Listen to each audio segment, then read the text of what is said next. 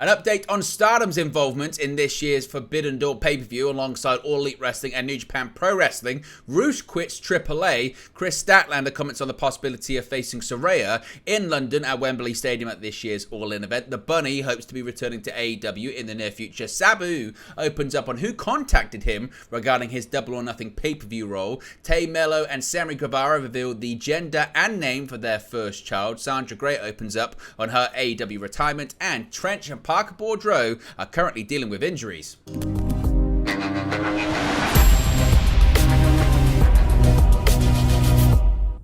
Hey guys, welcome back to Wrestling News 365. Hope everyone is doing very well. As always, there are plenty of news stories to get into in the world of All Elite Wrestling. Let's start off talking about Forbidden Door and a bit of confusion regarding Stardom's involvement this year. Now, Sean Ross Sapp of Fightful Select reported that there was and is a possibility that Stardom could be a part of the AEW New Japan Pro Wrestling Forbidden Door pay-per-view.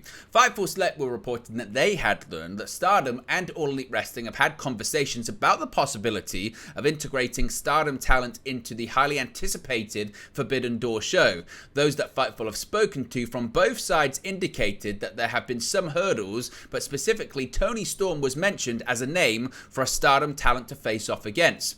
Now, Fightful have been told that one of the main talking points is what Stardom talent would actually be available, as the company has their own show that same weekend. There have been discussions as to how to make this whole thing work, and it has been indicated to Fightful that it's something All Elite Wrestling is hoping to make happen if indeed they can pull it off. Fightful have also since learned there were conversations with Stardom in 2022 for a similar booking. Instead, of course, Thunder Rosa ended up facing Toni Storm instead.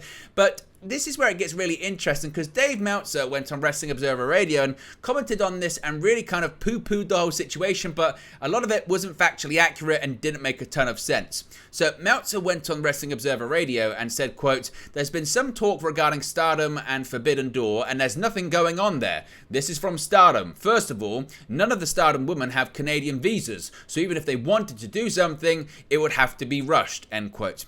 Now, a lot of people raised their eyebrows at that and said, that doesn't make a ton of sense, because you don't need to have a Canadian visa to work that show. David Bixenspan, writer for Wrestling Inc. and other outlets, wrote on Twitter, quote, "Who the heck is feeding Dave this nonsense?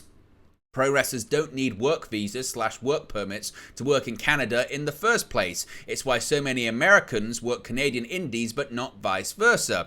In addition to that, Sean Ross Sapp of Fightful tweeted, quote, "I'm told that the word that most on the Stardom roster not having Canadian visas is likely true, but the word that AEW didn't contact Stardom about the potential to use their talent on Forbidden Door is, quote, absolutely untrue, and there has been contact within the last month." He since followed that up with, "Also, you don't need a visa in this situation," which again, it's very, very odd, because again, you don't need work visas or work permits to work in Canada, as David Bixenspan does mention, and I know Bixenspan can kind of divide people, but certainly he is right in this instance. You don't need a work visa, so that wouldn't be an issue. The main issue, reportedly, according to Sean Rossap, is the logistical issues of Stardom have their own show that weekend, so who's going to be available and how can they make it work? So this is going to be an interesting one. Keep an eye out on this. What do you think? Do you care? What would you like to see when it comes to Stardom at Forbidden Door, if Stardom indeed are going to participate? Of course, they're owned by the same parent company as New Japan Pro Wrestling, that being Bushiroad. So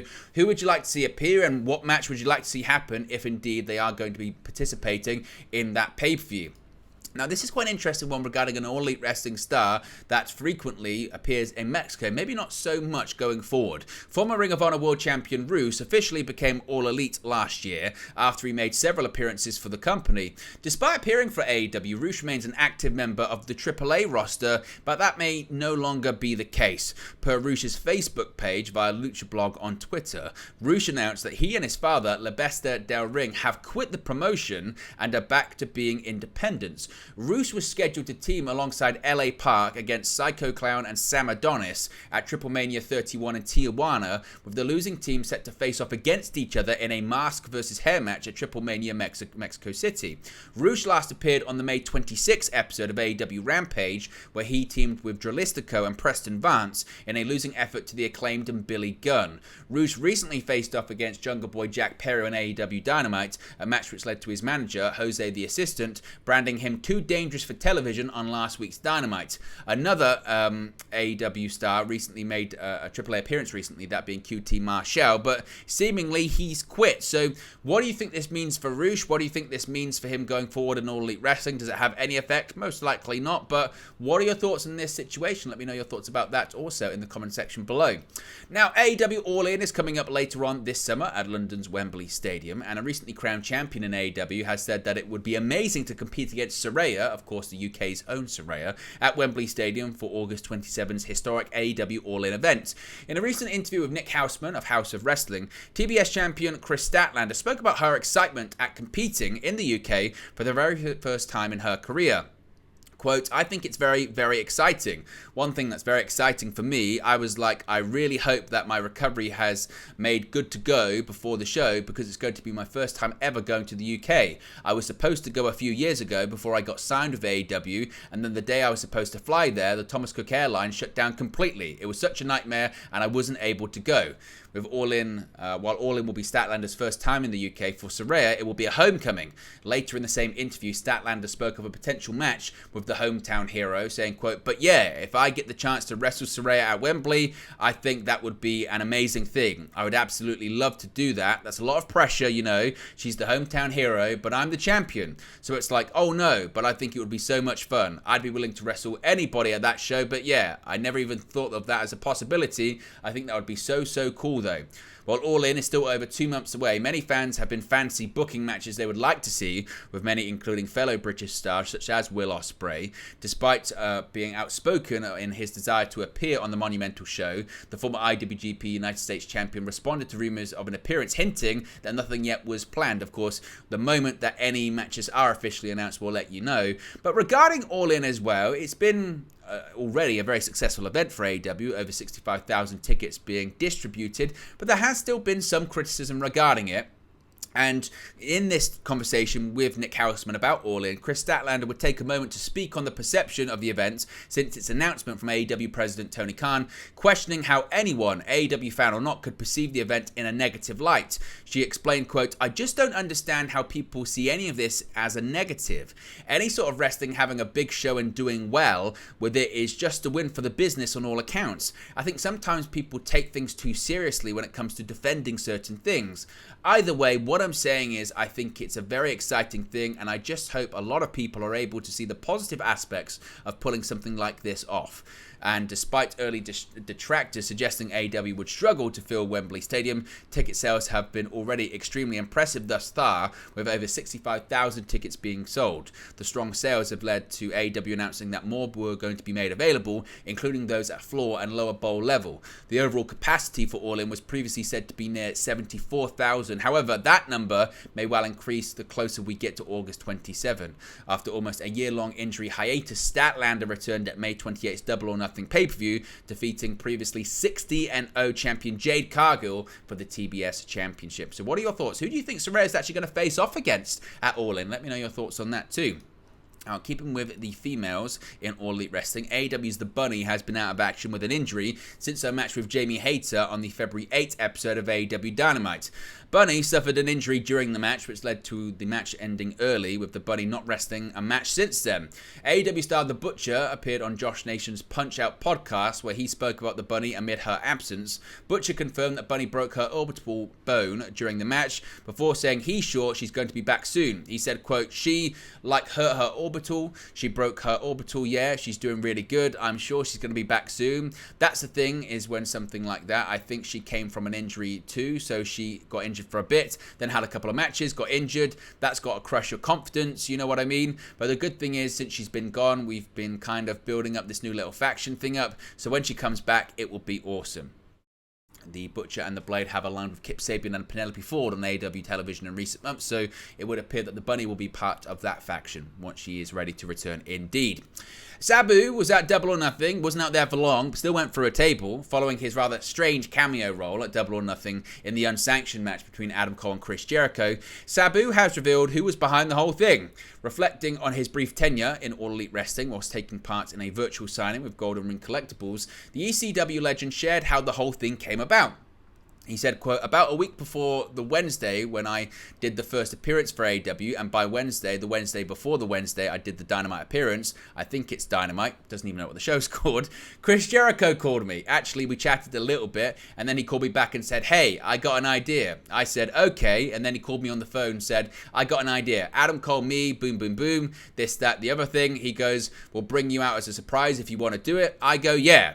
Sabu's appearance caused some fans to question whether the 58-year-old was gearing up for a final match in the company also. However, that doesn't seem to be in Sabu's immediate plans, although he didn't entirely rule it out either, especially if the money is right, saying, quote, I'd need like 3 months to get in shape though for one more match, and the right amount of money. That would get me in shape faster. Along with the match itself between Cole and Jericho not being particularly well received by fans, the random, somewhat out of place role by Sabu played was also questioned online. At least now the detractors have someone specific to point blame towards for the whole thing, that being Chris Jericho. He was the one whose idea it was. So there you go, a bit of an update on Jericho being the one to reach out to Sabu regarding his cameo at Double or Nothing. Now, an update on Tamina and Sammy Guevara. AEW stars Sammy Guevara and Tamina have revealed the sex of their first child following their pregnancy announcement. Ahead of the Four Pillars AEW World Championship match at Double or Nothing, Guevara and Melo revealed that they're expecting their first child. In Sammy Guevara's latest vlog on YouTube, the duo revealed the name and sex of their upcoming arrival. During the video, the duo hosted a reveal, which was filmed on Friday, June 9, Melo's 28th birthday. Guevara and Melo shared a heartwarming footage of their reactions that they're expecting a baby girl. Later on in the video, Tay and Sammy confirmed that their child's name will be Luna Melo Guevara, and congratulations certainly to them. So they're expecting a little baby girl, their first child together. Sandra Gray, she's recently been in the headlines recently because, of course, the longtime seamstress is retiring. A well-liked name throughout the wrestling world has now shared a message for her AEW family following retirement reports. It was reported earlier this week that seamstress Sandra Gray was finishing up with AEW ahead of her retirement. Gray has worked with a number of top stars in WCW, WWE, and AEW over the years. She has now shared a message for Tony Khan and her AEW family on Twitter, thanking them for a beautiful send-off. She wrote, quote, with all my heart, thank you Tony Khan and my entire AEW family for the most beautiful and loving send-off ever. I am so honored to have been with this company since day one. I'm overwhelmed with all the love and respect you gave me. A beautiful ending. Thank you all. Sandra Gray was working for WCW when the company was acquired by WWE. She worked with WWE until her exit in 2015. Sandra joined AEW upon the promotion's formation in 2019, with Brandy Rhodes playing an instrumental role in AEW hiring her, according to a prior report from Sean Ross Sapp of Fightful Select. But per the same report, Sandra Gray will continue to make Cody Rhodes scared despite her retirement. Finally, a bit of an update when it comes to some injuries in AEW. It's been a while since Trench and Parker Boudreaux, aka the Mogul affiliates, last appeared on AEW television. According to Sean Ross Sapp of Fightful Select, the wrestlers are currently sidelined through injury, but the report doesn't state what their respective injuries are or when they're expected to return to action.